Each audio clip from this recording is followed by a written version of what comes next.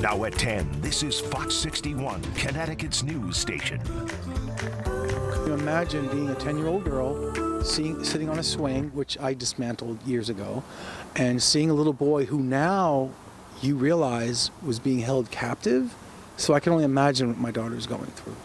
You know, the emotions, the image of him in that window. She said he had this baseball cap on with this long hair. So I can only imagine what she's probably feeling right now. Tonight, we have shocking new details out of Waterbury about this house that caught fire last month. Thanks for joining us for the Fox 61 News at 10. I'm Brent Harden. And I'm Bridget Bureau. There's a lot to unpack here, so let's get you caught up. Investigators tell Fox 61 a man was being held captive for over 20 years in the home and told firefighters he intentionally set the fire because he, quote, wanted his freedom back. That man, who is now in his 30s, says he was being held by his stepmother. Tonight, that woman is facing a long list of charges, including kidnapping. Fox 61's Kate Pattyfoot got her hands on the arrest warrant and brings us the latest details. Neighbors say they are shocked to hear what came out Wednesday evening. Police say a man was found inside a home after a fire last month, but it wasn't until after that fire the man told first responders that he was held captive for more than 20 years in his own home. Some neighbors say they didn't even know a young boy lived in the house because they never saw him. Neighbors in Waterbury were stunned to hear a man told police last month he was held captive at his own home on Blake Street in Waterbury. I never in a million years would have thought that that was happening across the street from me. It's hurting me, you know, just to see that little boy, you know, like just there and being hurt. God knows what they did to him, you know? Yeah. It's heartbreaking. Paula DePina says she used to live next door to the home where police say the man was held captive. She says she would see him in the windows and always thought something was off. He was always upstairs on the second floor on the window, like there, like looking like a little ghost. Like he was pale, like white. And then I'm like, I don't know why maybe he doesn't like to come out. But I never thought anything was wrong. DePina says after hearing about the allegations, she would have called 911 sooner. Kimberly Sullivan, the man's stepmother, was arrested Wednesday on a number of charges, including kidnapping in the second degree and cruelty to persons. Her attorney, Ioannis Kaloidis, urges people not to jump to conclusions despite the allegations. All we have right now are allegations. And yes, sometimes allegations look bad, but that's why we have a process. And that's why we have a defense. And we intend to mount one in this case, and we intend to push back on all the allegations that have been made against her. According to the arrest warrant for Sullivan, the man details he was held captive, starved, and abused for the past 20 years. He told police investigators he was so hungry he would sometimes eat food out of the garbage at school. The warrant also details when he was a child, he was taken out of school after 2 DCF visits. He says a lock was put on his outside bedroom door. He got little to no sleep and went hungry, quote, all day, every day, my entire life. Shay Baker, his current next-door neighbor, remembers seeing him years ago. I was just in the backyard playing, and I looked up and saw a boy, and I waved at him. He smiled and waved back, and I hadn't seen him in the house or anywhere around since. So I just figured, like, was family visiting? Is it somebody that I made up? There was just no sign of him being there outside of that day. Neighbors say they wish they could have done something sooner. I've been out here I don't know how many times with the dogs cutting grass. If he would have just tapped on the window and said, help me, I could have helped him. This is a developing case with a lot of questions still remaining. Sullivan's lawyer expects that she'll be back in court Thursday to go over her bond. In Waterbury, Kate Pattyfoot, Fox 61. A very disturbing story there, Kay. Thank you. In other news tonight, family members and friends of the Waterbury woman killed at a domestic violence stabbing Tuesday gathered today and released balloons in her memory. Fox 61's Valerie Moravi was there and spoke to family members on how they're honoring her memory tonight. Family members and friends gather here on Walcott Street in Waterbury once a night to release balloons in tribute to Jamaida Vargas as they continue to seek justice. Hasta luego. Dozens of white and purple balloons were released in the sky in honor of Jamaida Vargas Martinez of Puerto Rico. Her sister and her daughter emotional as they shouted her name. fuerza que ella tenía. De verdad. She left me the strength that she had. It hurts what happened to her, but everything I do it for her. And I want justice. And we are going to make it happen. Claro que sí. There are now 3 young children in this town. Ella, un amor. Chiquita, pero She was lovely. Everything who knew her knows she was lovely. un amor. Vargas was tragically killed Tuesday in her own home on Lounsbury Avenue, according to police. Vargas is survived by her daughter, grieving at Wednesday's vigil. Jose Rivera says she was more than just a co-worker. She was his closest friend. Era todo, o sea, su sonrisa, She was por más que ella estuviera Her destruida por smile. dentro y nosotros igual, She could be hurting en la tienda lo que inside, había era risa con ella. but at work Yomaira- there was always laughs. Jamaira was like a sister to all of us. The suspect, identified as 39-year-old Julio Raul Figueroa, was charged with murder as he faced a judge in court early Wednesday. Police are investigating this case as a domestic violence incident. La aplicación de Cash App, el 203. That's the Cash App to 203-528-1346.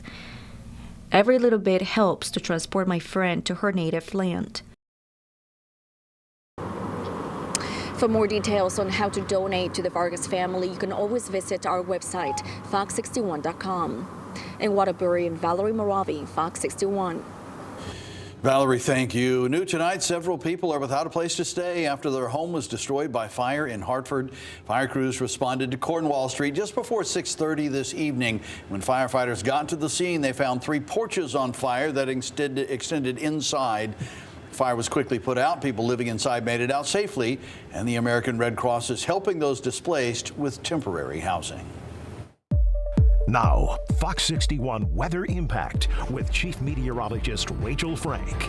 It's weird to say it, weird to see after seeing temperatures in the 50s and 60s this week, but we could see a sprinkle or flurry outside tonight. Yes, parts of the state could see a few snowflakes. Now, we're not expecting much, if any, impact out of this, but I still wanted to give you a heads up in case this ends up making it down to the ground. Noticing this steady stream of snow to the north of us likely stays to the north, but again, there's just enough moisture nearby that we could see a sprinkle or flurry out there. Temperatures right now are above freezing, which is something that we like to see. Notice after midnight, there's that chance for a light shower in parts of the state, and as temperatures fall again, that might end up being cold enough to squeeze out a snowflake. It's gone by daybreak tomorrow. I'm not expecting issues for the morning commute, but if you want to check in with the morning show just in case, they'll get you started if there are any trouble spots. Lows in the 30s tomorrow. We're looking at highs up around 50 degrees. We are timing out a soaking rain for late this weekend. Your full forecast coming up.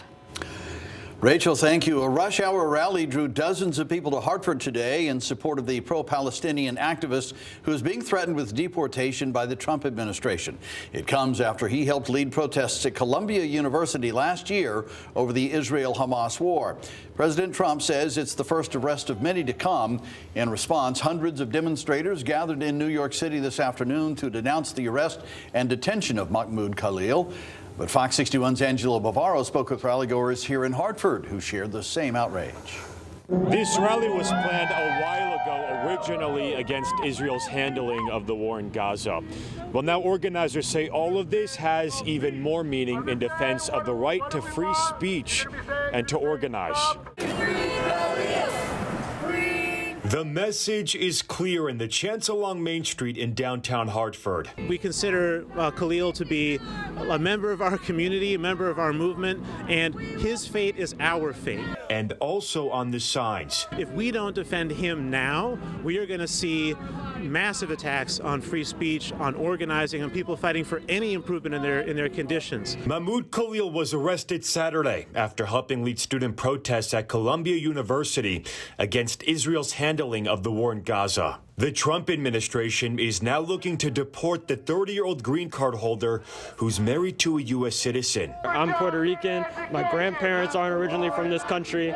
And there's a lot that's going on in the Trump administration that's jeopardizing the lives of not just me, but clearly for the lives of international students.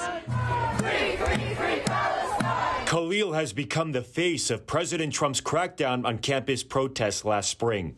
This is an individual who organized group protests that not only disrupted college campus classes and harassed Jewish American students and made them feel unsafe on their own college campus, but also distributed pro-Hamas propaganda. This week, the Department of Education said it's investigating 60 colleges and universities over anti-Semitism allegations, and the Trump administration is threatening to take away federal funding. One of those universities, Yale, also the site of protests last year. There is a long history of higher education being at the forefront of revolution, of dissent. You know, we've seen it like throughout history, Vietnam War, right? In a statement, a spokesperson for Yale said, quote, Yale has long been committed to combating anti-Semitism and strives to ensure that its Jewish community, along with all communities at Yale, are treated with dignity, respect, and compassion. Anti-Semitism is inconsistent with Yale's values and principles and has no place in our community. On Friday, the Trump administration announced it's canceling about $400 million in federal grants and contracts to Columbia University. Reporting in Hartford, I'm Angelo Bavar, Fox 61.